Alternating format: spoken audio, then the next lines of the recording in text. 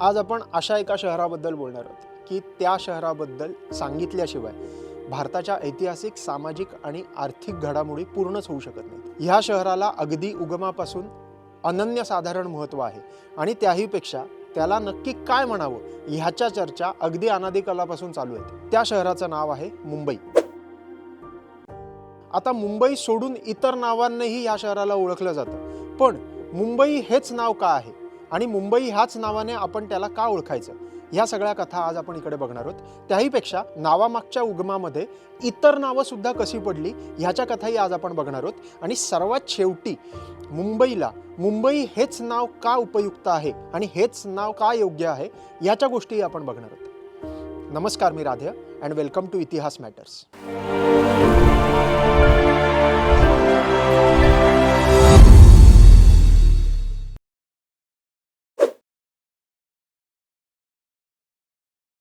आता सर्वात जुना उल्लेख जर मुंबईचा म्हणायचा झाला तर तो दिसतो लिखित स्वरूपात, तो म्हणजे साधारण ग्रीक स्क्रिप्चर्समध्ये किंवा ग्रीक लिखाणांमध्ये। आता ग्रीक लिखाणांमध्ये टोलेमी हा जो एक व्यक्ती आहे तो पूर्ण जगात फिरत होता आणि तो आत्ताच्या एशियन खंडात किंवा आत्ताच्या एशियन सबकॉन्टिनेंटमध्ये आला आणि जी पश्चिमेची पूर्ण किनारपट्टी आहे तिथे तो फिरला।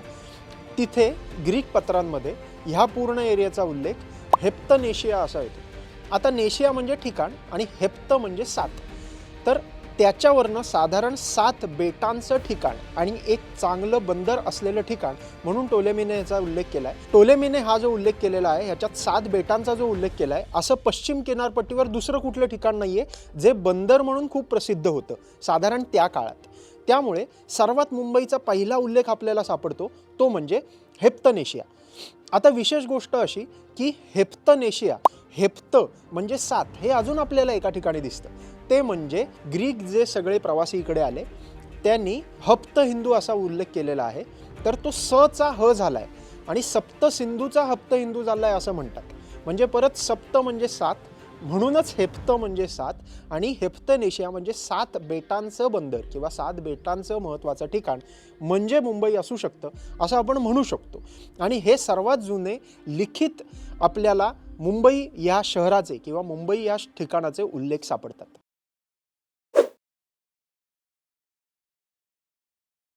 तोच काळ हा शिलाहारांचा काळ आहे आणि शिलाहारांच्या काळात ह्या ठिकाणाला एक स्पेसिफिक शब्द आपल्याला सापडतो आणि तो शब्द सांगायच्या आधी तो कुठे सापडतो हे मी बेसिकली सांगतो। अरब लोक जी इकडे आले आणि इकडे व्यापार केला, त्याच्याबरोबर गुजरातमधनं अनेक लोक इथे व्यापाराला आली होती आणि त्या सगळ्या व्यापार करणाऱ्या लोकांनी ह्या ठिकाणचा उल्लेख मानबई असं केलेला आहे। मानबई, माणबई, मनबई असे आपल्याला वेगवेगळे उच्चार ह्या सगळ्या ठिकाणाचे सापडतात।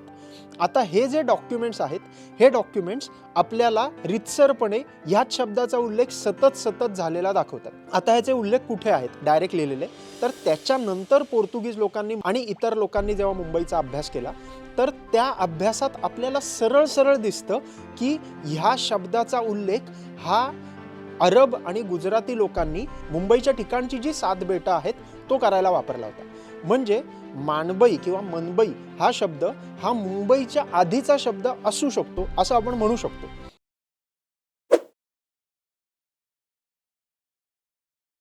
पुढचे उल्लेख आपल्याला आढळतात ते इस्लामिक आणि पर्शियन लिखाणांमध्ये।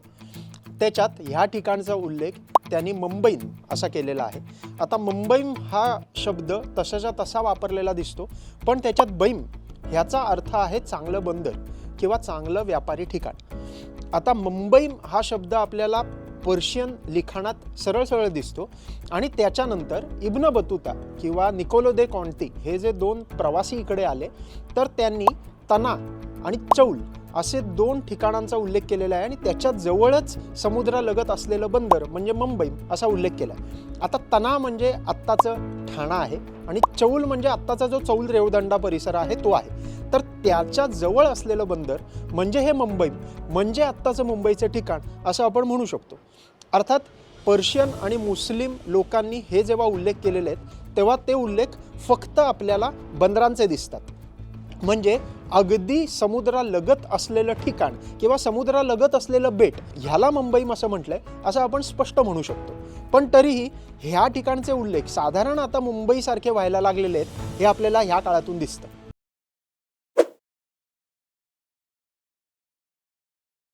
आता आपण आधुनिक काळ बघू आणि आधुनिक काळातले त्याचे उल्लेख बघू. पोर्तुगीज साधारण 1498 साली भारतात आले. त्यांनी आपलं साधारण राज्य स्थापन करायला सुरुवात केली आणि 1526 ते 34 या सालात त्यांनी पूर्ण कोकण पट्टा आणि मुंबईवर आपलं राज्य स्थापन केलेलं दिसतं. आणि मग पोर्तुगीज डॉक्युमेंट्समधनं आपल्याला ह्या ठिकाणाचे डायरेक्ट उल्लेख मिळायला सुरुवात होते. आता ते उल्लेख काय आहेत तर पोर्तुगीज लोकांनी ह्या पूर्ण ठिकाणाचं नाव बंबईम असं केलेलं आहे. आता बंबईम ह्याचा अर्थ चांगलं बंदर. पोर्तुगीज शब्दांमध्ये चांगलं बंदर म्हणजे बंबईम असं स्पष्ट आपल्याला दिसतं. मुंबईम हा जो शब्द वापरलेला आहे त्याचाच अपभ्रंश होऊन बंबईम झालं असं अनेक लोक म्हणतात. पण तरीही पोर्तुगीज डॉक्युमेंटमध्ये आपल्याला अनेक वेळेला बंबईम असाच शब्द दिसतो. गॅस्पर कोरिया आणि गार्सियादा ओर्टा असे 2 पोर्तुगीज प्रवासी साधारण 16व्या-17व्या शतकात इथे आले होते आणि त्यांनी पूर्ण पोर्तुगीजांचा तो काळ बघितला होता आणि त्यांनी असे उल्लेख केलेला आहे की ह्या ठिकाणचं नाव आहे बंबई. मुंबई आणि बॉम्बे हे आता पॅरलल चालताना आपल्याला दिसत आहेत आणि मुंबईचं बॉम्बे होण्याची सुरुवात इथे झालेली दिसते हे आपल्याला कायम दिसतं.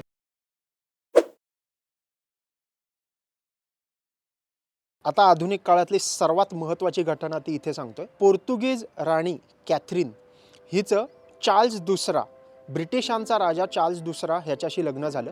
तो काळ आहे 1661. आता 1661 मध्ये पोर्तुगीजांनी ब्रिटिशांना हे पूर्ण ठिकाण आंदण म्हणून दिलं आणि ब्रिटिशांनी आत्ता आधुनिक मुंबईचा पाया रचायला सुरुवात केली आणि तेव्हा ब्रिटिशांनी या ठिकाणचं नाव ठेवलं बॉम्बे. आता बॉम्बे हे नाव अगदी आत्तापर्यंत असं प्रचलित आहे आणि बॉम्बे हे नाव अजूनही ऑफिशियली अनेक ठिकाणी वापरलं जातं. पण ह्या सगळ्या कथा सांगितल्या ह्या ऐतिहासिक आहेत, पण त्याच्या आधी ह्या ठिकाणाला काहीतरी एक महत्त्व आहे. आधुनिक काळात मध्ययुगीन काळात कुठलंही नाव कसंही घेतलं असलं तरी अजून पुराण कथेत, तरी अजून जुन्या कथेत आणि लोककथेत आपण पोचलो नाही आहे आणि तिथे आपल्याला ह्या ठिकाणच्या नावाचा उगम हा ठळकपणे दिसतो आणि तो ग्राह्य धरणं जास्ती महत्त्वाचं आहे. आणि म्हणून आता आपण सर्वात जुना, सर्वात ऑथेंटिक आणि सर्वात महत्त्वाचा हा उगम बघणार आहोत.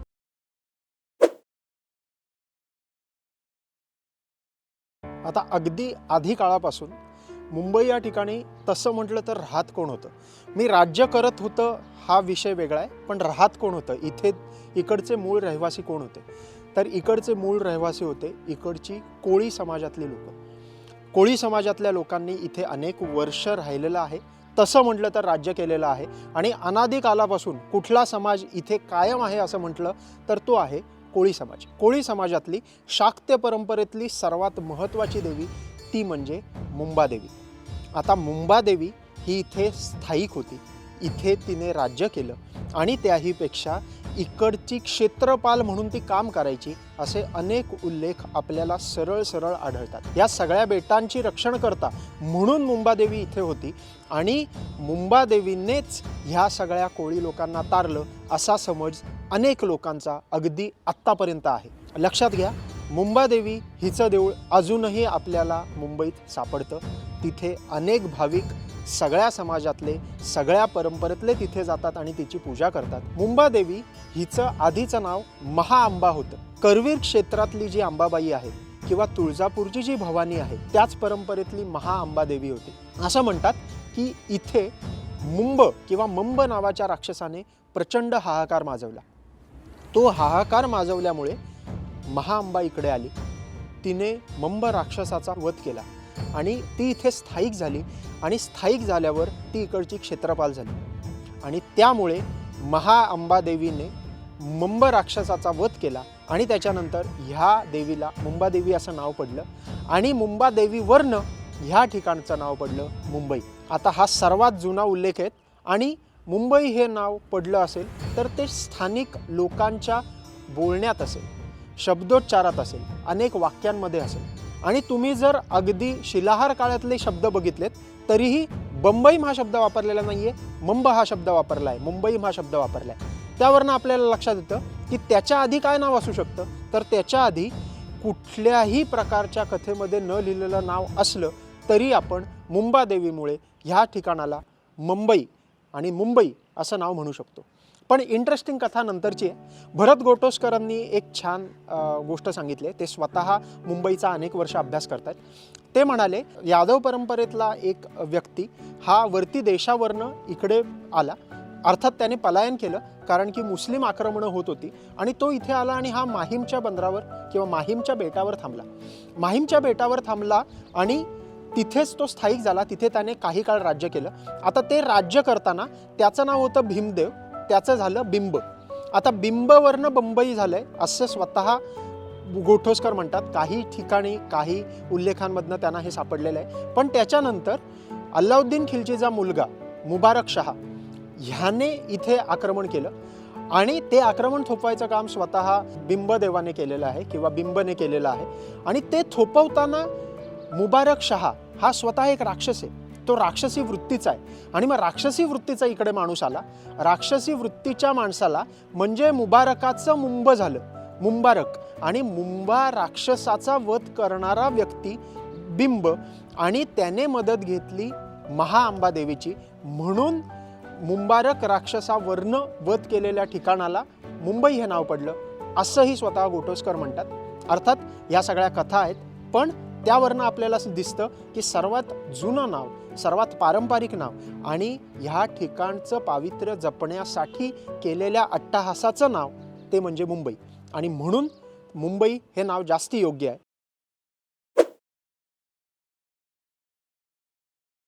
मुळात नाव बदलणं आणि असं जुनं नाव ठेवणं हे फक्त काय मुंबई शहरासाठीच आहे का? तर तशा गोष्टी नाही आहेत. आपण अनेक उदाहरणं बघू की जिथे आपल्याला नवीन जे मुद्दाम आधुनिक काळात ब्रिटिश परंपरेतलं, पोर्तुगीज परंपरेतलं नाव वगळून ते पूर्णपणे झिडकारून किंवा कुठल्या तरी एका विचारधारेचं नाव झिडकारून जुनं नाव प्रस्थापित केलं आणि ते अभिमानाने वापरलं गेलं. ह्याची उदाहरणं आपण बघू. आता आपण भारतातली अशी शहरं बघू की ज्याचं नाव नंतर बदललेलं आहे. सर्वात पहिलं म्हणजे मद्रास. आता मद्रास पण नाही, त्याला मॅड्रास म्हणायचे. मॅड्रास हे नाव ब्रिटिशांनी ठेवलेलं होतं. ते मुद्दाम ब्रिटिशांचा भारतावरचा पगडा या नावाने दिसत होता म्हणून ते बदलून चेन्नई हे नाव ठेवले.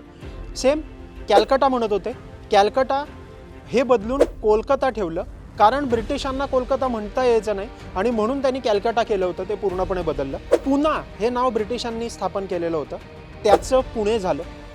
आता तुम्ही म्हणाल ही सगळे भारतीय नावं आहेत, ह्याच्या बाहेर कुठे हे केलेलं आहे का? तर आहे. रशियामध्ये लेनिनग्राड नावाचं ठिकाण होतं. USSR ही जी एक कम्युनिस्ट राजवट होती त्याच्या विरुद्ध जेव्हा 1991 मध्ये पूर्ण हालचाली झाल्या आणि रशिया स्वतंत्र झालं तेव्हा लेनिनग्रॅडचं नाव बदलून सेंट पीटर्सबर्ग ठेवलेलं आहे. स्टॅलिनग्रॅड, लेनिन आणि स्टॅलिन हे कम्युनिस्ट राजवटीतले खूप महत्त्वाची लोकं होती, तर स्टॅलिनग्रॅडचं नाव ठेवून त्यांनी वोल्गा गार्ड ठेवलेलं आहे. त्याबरोबर सायगॉन नावाचं एक ठिकाण आहे व्हिएटनाममध्ये, तर ते सायगॉन नावाचं ठिकाण हे बदलून त्यांचा जो सर्वात महत्त्वाचा लीडर होता त्याचं नाव होतं हो चिन मिन. तर हो चिन मिन हे नाव ठेवलं आहे कारण मुळात हो चिन मिन यांना आदरांजली द्यावी म्हणून. आता हे झालं शहरांचं. आपण देशांची नावं बघू. सिलॉन हे नाव ब्रिटिशांनी प्रचलित केलं होतं, त्याच्या विरुद्ध बंड करून श्रीलंका हे नाव ठेवलं निव्वळ आपली परंपरा जपावी म्हणून. त्याच्याबरोबर बर्मा हे पण ब्रिटिशांचं नाव आहे, तर ब्रिटिशांचं नाव बदलून त्याचं नाव म्यानमार ठेवलं गेलं. तसंच पर्शिया हे नाव ब्रिटिशांनी ठेवलेलं होतं, तर ते बदलून इराण हे नाव ठेवलं गेलं कारण स्थानिक लोक इराण ह्या शब्दाचा अर्थ समजतात आर्य लोकांचा प्रदेश, आर्यन लोकांचा प्रदेश, लँड ऑफ द आर्यन्स, आणि त्यामुळे त्यांनी मुद्दाम इराण हे नाव ठेवलं. आता ही अगदी एवढी सगळी उदाहरणं बघितलीत तर अगदी चायनामध्ये सुद्धा त्यांची जी राजधानी आहे बीजिंग त्याचं आधीचं नाव होतं पेकिंग, तर पेकिंग बदलून चायनाने बीजिंग हे नाव ठेवलं. आपली परंपरा जपायला कम्युनिस्ट राजवटीमध्ये सुद्धा आपल्याला नावं बदललेली दिसतात. जर मुंबई ही आपली परंपरा जपत असेल, जर मुंबई ही मुंबा देवीला कायम आदरांजली देत असेल आणि त्यापेक्षा मूळ रहिवासी असलेल्या कोळी समाजाची ओळख म्हणून त्यांच्या परंपरेला आदर देऊन जर मुंबई हे नाव वापरलं जात असेल तर कायम मुंबई ह्या शब्दाचा आपण अभिमान ठेवला पाहिजे आणि मुंबई हे नाव वापरलं पाहिजे. तो काय मराठी अस्मितेचा भाग नाही आहे, तो मूळ रहिवासी लोकांच्या परंपरा जपण्याचा भाग आहे. तो स्थानिक परंपरांना, स्थानिक लोककथेला अभिमान देण्याचा भाग आहे. आणि त्याहीपेक्षा ज्या लोकांनी इथे आधीपासून राज्य केलं, ज्या लोकांनी परकीय सत्तांना कायम आव्हान देऊन ह्या ठिकाणचं महत्त्व अबाधित ठेवलं आणि त्याहीपेक्षा अगदी अनादिकालापासून एक चांगलं बंदर म्हणून आर्थिक सामाजिक घडामोडींमध्ये ह्या ठिकाणाला अव्वल स्थान दिलं, त्या सगळ्या लोकांना अभिमान वाटावा, त्या सगळ्या लोकांना आदरांजली व्हावी म्हणून मुंबई हे नाव योग्य आहे. नावामागच्या कथामध्ये मुंबई ह्या नावाच्या वेगवेगळ्या कथा आज आपण बघितल्या. तुम्हाला अजून कुठल्या कथा हव्या असतील, अजून कुठल्या नावांचा उगम हवा असेल, कुठल्या शहराची उत्पत्ती कशी झाली, नावामागच्या कथा काय आहेत ह्या हव्या असतील तर कमेंट सेक्शनमध्ये नक्की सांगा. तुम्हाला जर हा व्हिडिओ आवडला असेल तर लाईक करा, शेअर करा. अजून केलं नसेल तर प्लीज सबस्क्राईब करा आणि अजिबात विसरू नका, इतिहास मॅटर्स.